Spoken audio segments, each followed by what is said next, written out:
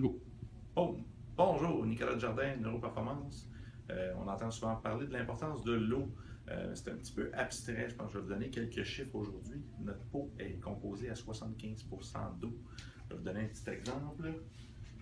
Nous sommes extrêmement conducteurs. Je vais prendre un bout ici et l'autre bout, et le courant électrique passe. Ça fait juste réagir à mon propre arc électrique.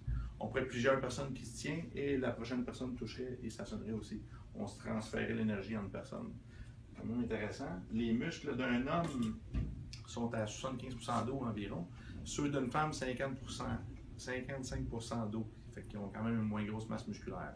Le cerveau, c'est environ 85% d'eau qui est composé aussi.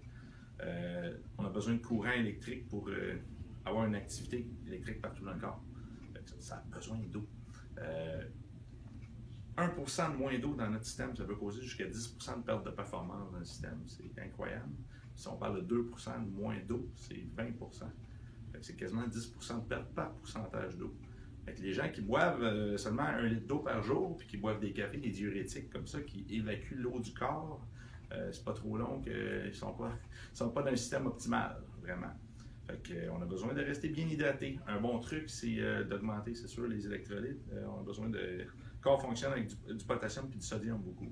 Si vous êtes capable d'augmenter du cellulose d'Himalaya, des choses comme ça, c'est les 88 nutriments qui vont rester dans le système qui aident à garder l'eau, justement. Si vous êtes capable de garder l'eau, le sel garde la mer, ça doit être bon dedans de vous aussi. Il n'y a pas de danger vraiment pour le sodium versus du sel iodé de table. C'est une bonne façon de garder ça. Si vous avez peur de trop boire d'eau et que ça sorte, vous ayez toujours envie d'aller aux toilettes, pensez à une plante, c'est toujours sec, vous l'arrosez, l'eau va sortir. Mais si vous l'habituez à garder de l'eau, garder la terre humide, vous allez mieux garder votre eau aussi. C'est mon conseil. Peut-être quelques jours d'adaptation, sinon ça va bien aller. Merci beaucoup.